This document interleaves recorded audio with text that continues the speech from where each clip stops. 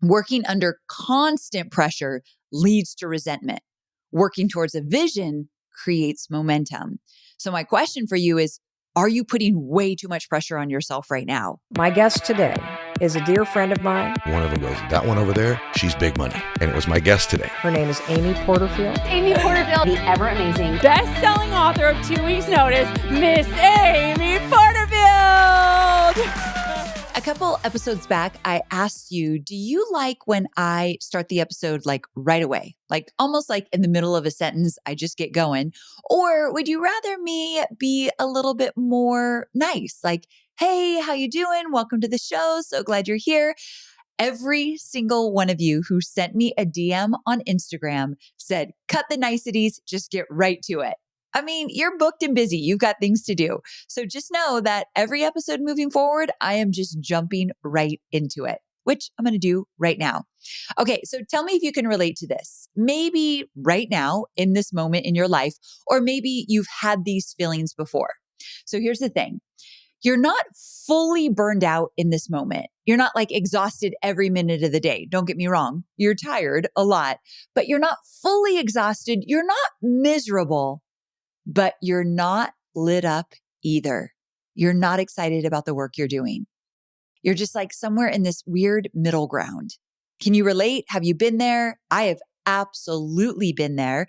I actually think I was there at the beginning of this year. I didn't know it, but when I did the research for this episode, I'm like, oh yeah, I know these feelings really well. And many of you have actually told me you're feeling this way. You're just not lit up or excited about a lot of the things that you're working on.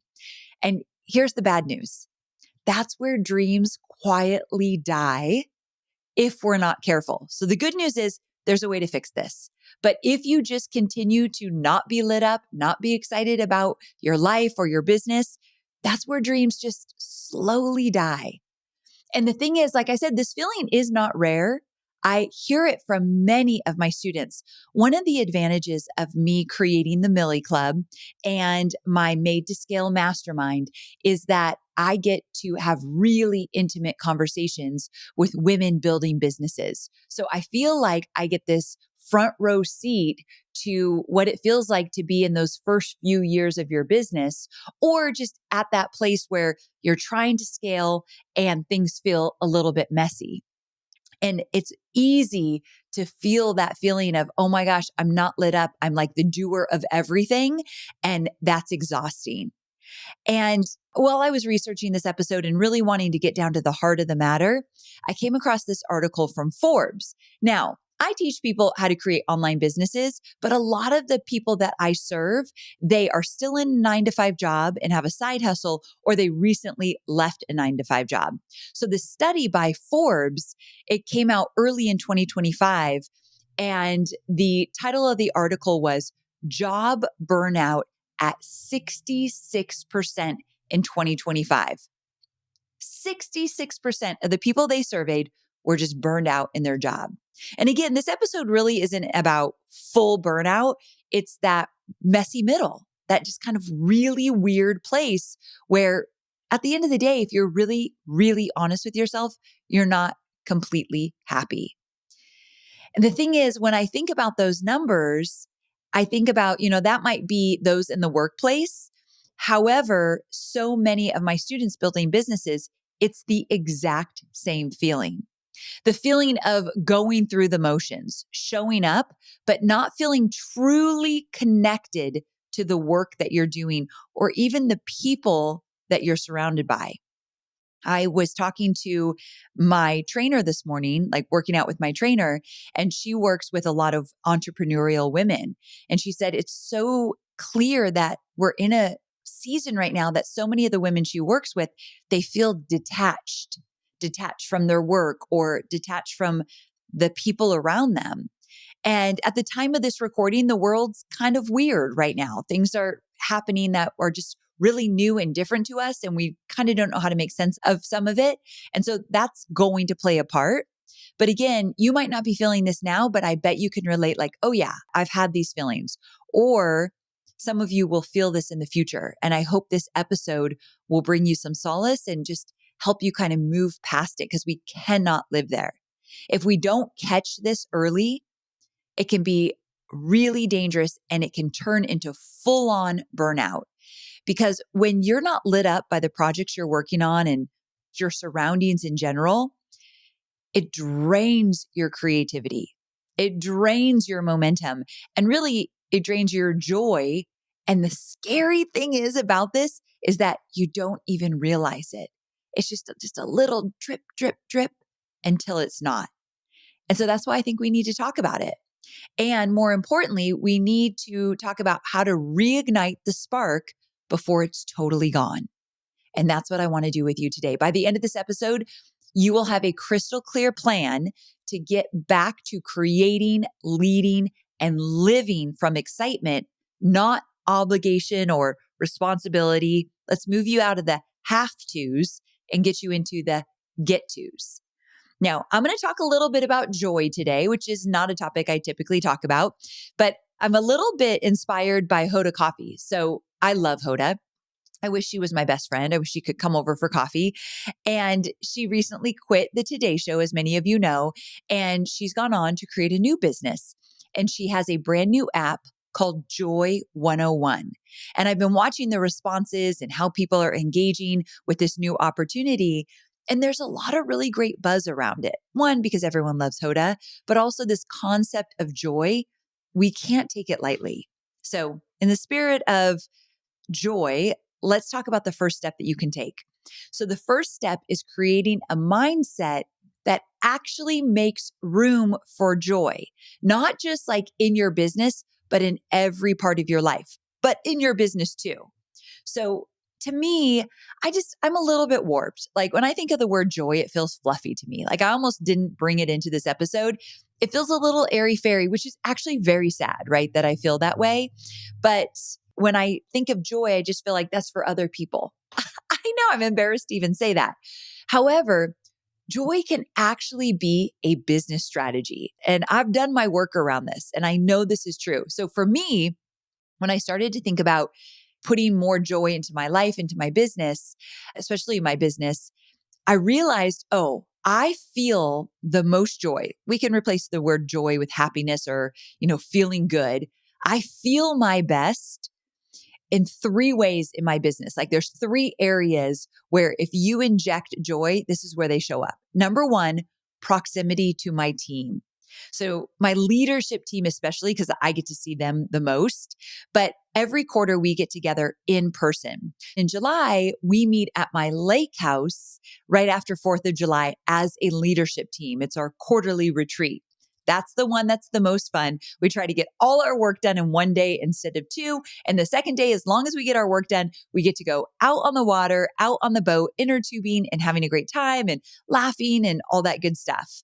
And we have so much fun. And it reminds me, oh my gosh, I love my team. I am so lucky that I get to hang out with this team and have a great time. Also, I have my whole team once a year get together and they're coming out to Nashville actually this summer. Fully looking forward to that. We're going to do a little fun, a little work. It's going to be a good time. The second way that I feel I have a lot of joy in my business is when I get to connect with my students. Now, what I had been missing for so long is actually getting in proximity with my students. And you know me, I'm an introvert. I could hide behind my computer for years and years and probably be really happy. However, I forget that I actually like being in proximity with people.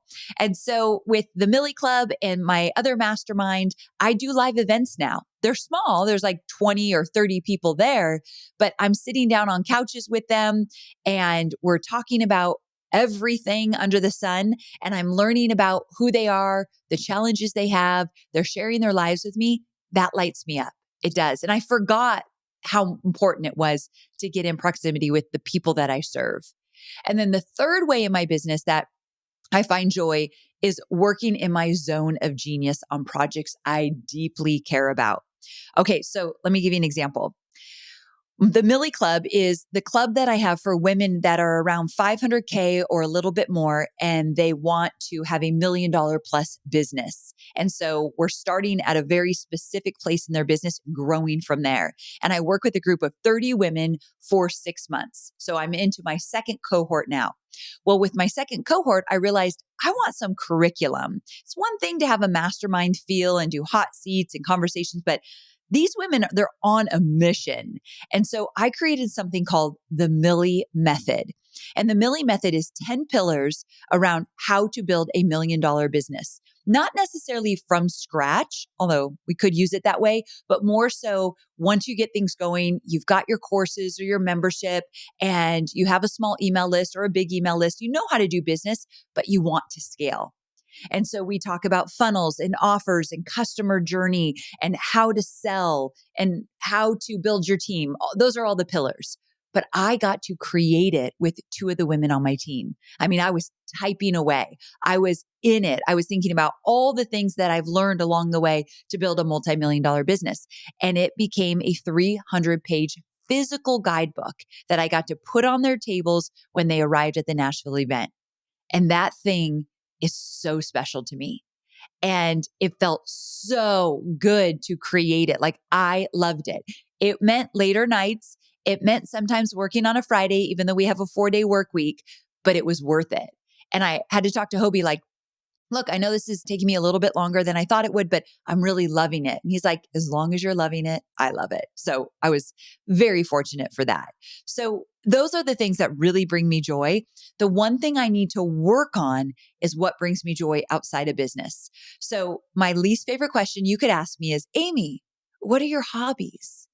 Oh, I don't have a lot of hobbies. I want to have hobbies. After Hobie and I build our home, remember I did that post on Instagram that we bought these 70 acres in a place called Leaper's Fork. We're building a home. You have to make sure that I stick to the fact that I want to garden. There's this big area for a beautiful garden. And I want these little Highland cows and pygmy goats. Who am I? I don't even know who I am right now, but I want to be on the land. I want to be having hobbies on our new property. So once the house is built, if I'm not gardening, you need to call me on it. But I do spend a lot of time with my friends and have little adventures with them and my family. So I need to find joy outside of work more. So I'm just confessing that right now, and maybe you can relate. So your goal here, I've got a few steps for you, just 2 more steps, but I want you to get out of that kind of not lit up phase. And so you've got to figure out like what actually brings you joy. I would love for you to send me a DM. Just give me one thing that brings you joy. It might even be something silly. It doesn't matter. Just what is something that brings you joy, either in your business or outside of your business? I'm just at Amy Porterfield on Instagram, and I like dig for these DMs the day my episode comes out. Like I'm looking for them. So don't leave me hanging. What's one thing that absolutely brings you joy? I want to hear it. And then I want you to go do it. I want you to do more of that. That's the goal. Do more of what brings you joy. Okay, so my next move for you is setting up an environment where vision leads and pressure takes a back seat. Where vision leads and pressure takes a back seat. So pressure feels heavy. Vision feels magnetic. So I'm working on a new project right now. I can't talk about it yet till I kind of get it into place because it would be a little reckless if I did, but it's a very big deal. It's a way that might even change some of my business model and what I offer. And I'm excited about it. It's new, it's different. And I'm not the kind that needs a lot of different things all the time. Like I've promoted Digital Course Academy the way it is since 2019. Like I like to stick to something that works and just get better at it. But there is some excitement about what if I had something new and different that I've never offered before? So that feels exciting. But if I put pressure on myself and said, it needs to come out in 2 months and it needs to work and it needs to make this much money, that's going to kill all the creativity. I have a student of mine where she was launching something last week and I got to see her the week before. And she said, Amy, this has to work. She took one concept and changed it and turned it into a different offer. So it's all she had. She had one big offer. And she said, this has to work. It has to work. And it freaked me out a little bit. The pressure she was putting on herself for something brand new She had never launched it before. It's so unfair to do that to yourself. And that leads to desperate energy. And desperate energy shows up as making decisions that are not right for you. It's changing things too fast. It's not allowing you to have some white space to actually think. Desperate energy is the worst kind of energy you can have. So, working under constant pressure leads to resentment. Working towards a vision creates momentum. So, my question for you is, are you putting way too much pressure on yourself right now? And ask yourself why. Like, of course, you need to make money. Of course, you want to hit your goals. But for what? Like, why are we doing this? Sometimes I'll choose a revenue goal for a course or whatever. And then when I don't hit it, I feel really bad. And someone's like, well, where'd you get that number? And I'm like, I just really wanted to hit it. Why? I don't know. I just wanted to hit it. I just don't think that's like the best way to go about it. We've got to put some more meaning behind the work that we're doing. So I've got a journal prompt for you. And I don't know if you journal, but I want to encourage you to do this one. Here's the question. If I trusted that growth is inevitable, what would I create next? If I trusted that growth is inevitable, you've got this, you've already won, what would I create next? Another way you could look at that is, what would I stop doing? What would I take off my plate? What would I delegate? If success is inevitable, meaning whether I do it or not, I'm having success, maybe someone else could do it on the team, what would you give up? I think that's another great way to look at it. So I would love for you to do a little journal prompt around this one. If you asked me that question many years ago, and if success was inevitable, what would I do? I would have said I'd move to a 4-day work week. So for years, I wanted to work less, and I was terrified that it would take down the business. But then because I'm such a people pleaser, I thought, well, if I want to only work 4 days a week, then it's only fair that my team works 4 days a week as well. And I just felt weird taking Friday off. Listen, you can judge me all you want. Probably should go to therapy about that one. I just didn't love the feeling of me taking it off. And I have a really, small, tight-knit team. I wanted them to experience that as well. So years ago, I did a kind of a example of this journal prompt. Like, what do I really want? I want a 4-day work week. And so I laid it all out. And then I started to say it out loud. I started to share it with people. And then it became true. So it moved from, wouldn't it be nice one day, to actually, no, this is actually happening. I'm creating this. And it started with a journal prompt. Then I started to speak it more. If you want something, talk about it more. Now, be careful who you share your dreams with. I remember in my book, 2 Weeks Notice, I wrote about, if you've got a really big, audacious dream or goal, be careful who you share it with, because if you share it with the wrong person and they just cut it down and tell you all the reasons it won't work, that could really get in your head. So I'm always selective when I'm excited about something, I want to do something. I strategically share it with the people that think I could land on the moon tomorrow, which is essentially my mom and Hobie. So there you go. Okay, so once you have this joy mindset, get really clear in your business. What brings you joy? We want to do more of that. And then you set your vision without a lot of pressure. Like, what could you do if it absolutely worked? What would you do? So you're setting that vision. Now it's time to do an honest audit of your current work. So if you're feeling like you're not really lit up, you're probably stuck because you're doing too much of the wrong kind of work. So like, there's 3 types of work to check out. Soul-sucking tasks, things you dread. I just wrote a newsletter. If you're not on my newsletter, please get on my newsletter. I've been sharing so much behind the scenes. It's just amyporterfield.com/newsletter. But I shared in my recent newsletter that on Sex and the City, there's this scene that Charlotte is talking to one of the other girls. So Charlotte's like the good girl, and she's talking to one of the other girls, and they're like, you don't love Harry, your husband, all the time, right? Like, you can't possibly love him all the time. He has to drive you crazy. And she says, no, I love him every day. I don't like him all the time, but I love him every day. And I think about my business like that. I don't like everything I do in my business, but I love my business every day. And so in order for that to continue, I have to get rid of the soul-sucking tasks. Sure, I'm going to do some things I don't want to do, but I don't need to be doing those things that literally drain the crap out of me. So of course, those are the things I need to find someone else who will happily do them and it doesn't drain them. Also, here's another task. sleepwalking tasks, things you just do mindlessly.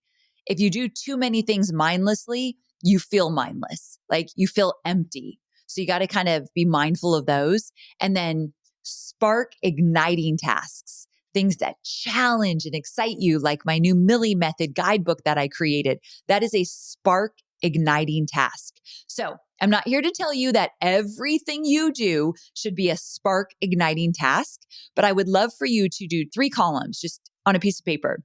3 columns. Number 1, what is sucking your soul? Just be honest. 2, what are some sleepwalking tasks that are mindless and you're doing them all the time and just they're not your favorite, and maybe we can make some changes there. And then what's sparking your joy? And so I want you to do more of the sparking joy, less of the soul sucking. And then, of course, you're just going to do some things in your business that you don't necessarily want to do. I don't love to have to review a P&L, but I also want to know where my numbers are. So those kind of things you kind of have to just kind of play with and know you don't have to like everything you do. But if you're hating everything you do right now, that is a red flag. So I want you to move at least 2 or 3 of the soul sucking things off your list. And then some of those mindful things, maybe ask yourself, like, how can I make these a little bit more enjoyable? Or is there someone I can delegate to? Okay, so the final step is reignite your founder energy by giving yourself permission to create purely for the joy of it. What a concept, right? The fastest way to reconnect with your founder energy. The founder energy is why you created this in the first place. That excitement you had when you first started talking about starting your business. That energy about what if this actually works? We got to get back there. So to reconnect with that founder energy is to create something just for you, not for strategy, not for approval, not for likes on social media, but for the pure enjoyment of building something you just love. So when you create from that place, your spark comes back.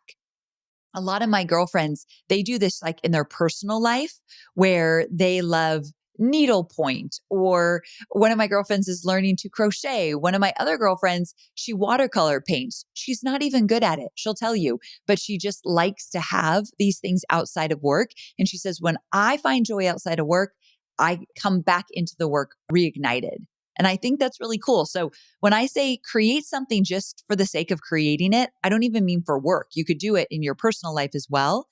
But protecting that founder energy, it's not selfish. I think it's actually you being really responsible, because reigniting the energy, your whole team will feel it. The contractors you work with will feel it, and definitely your students.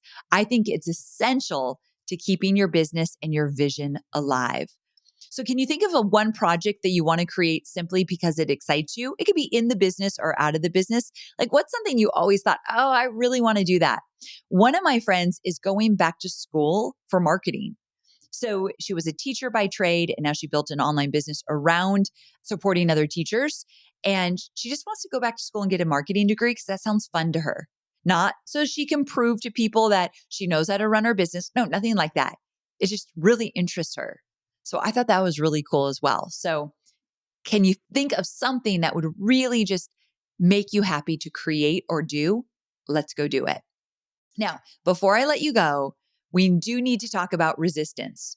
So when you do the work that brings you more excitement and joy and that founder energy, and you find that deeper meaning and you put it back into your business, something unexpected might show up, and that is resistance.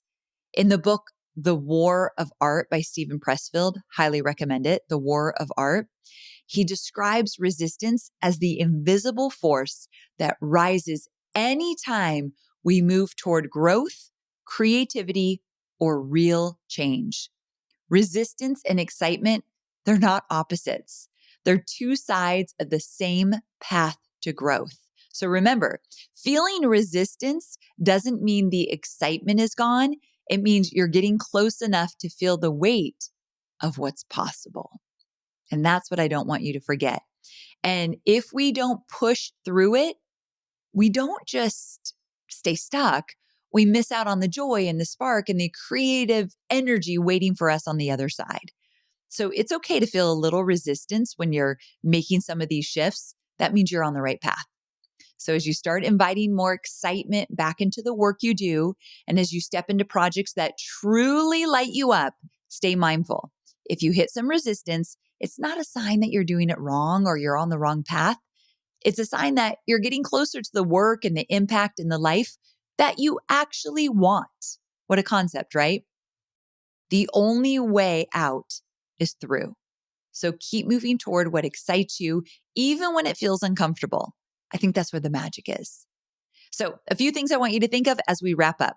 Fine, I'm doing fine is a warning sign, not a destination. Feeling fine, not burned out, but not excited either, that's fine, is a quiet danger that drains your momentum and creativity if left unchecked. Recognizing it early is the key to reigniting that spark. Joy is not optional. Think of joy as a business strategy. Infusing joy back into your business and your life, it fuels creativity and leadership and resilience. Joy isn't a reward for success. I need to repeat that. If you're multitasking, come back to me. Joy is not a reward for success. It's a tool that drives sustainable success. It's a tool that drives sustainable success. That is not something I learned early on in my career. I had to learn it way too late, unfortunately. Number 3, vision pulls you forward. Pressure holds you back. So working from pressure, it creates resentment. Building from vision, it creates momentum and just magnetism. So a powerful vision is what keeps you excited about the future that you're building.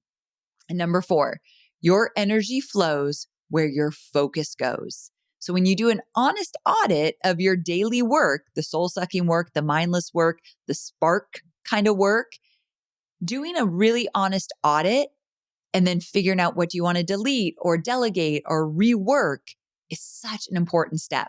I'm in a phase right now that I just have taken on way too much. And I am working more hours than I would like to admit. I'm in this weird season. So I told Hobie, I'm going to have to just eliminate, not just delegate. My team has a lot to do right now as well. What are we not going to do?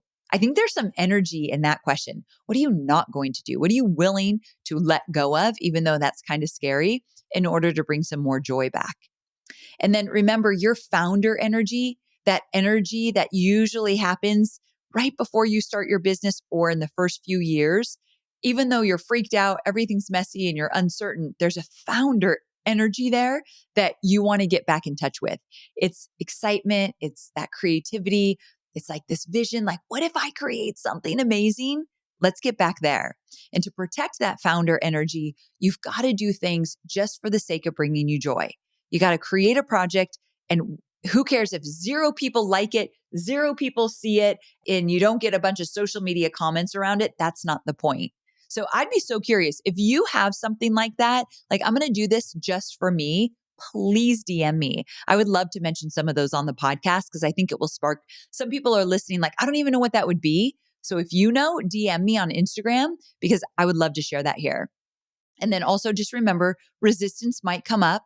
You might feel a little joy. And then resistance to me is like, I feel a little guilty. Like, should I be having, I got to back up. I was raised by a father that this is so sickening, like bless his heart, he meant well, but he taught me that if you don't enjoy the work you're doing, that means you're doing hard work. Yeah. Take that to your therapist. If you're not enjoying the work, if it's miserable, if it's hard, if it's like grueling, that means you're working hard. And my dad was a blue collar guy and he did work really hard, but that's really effed up, right? Like what? So sometimes when I have a lot of joy or it's too fun, I mean, even me saying too fun is sad, right? But when it just seems really enjoyable, sometimes in my head, I think I'm not working hard enough.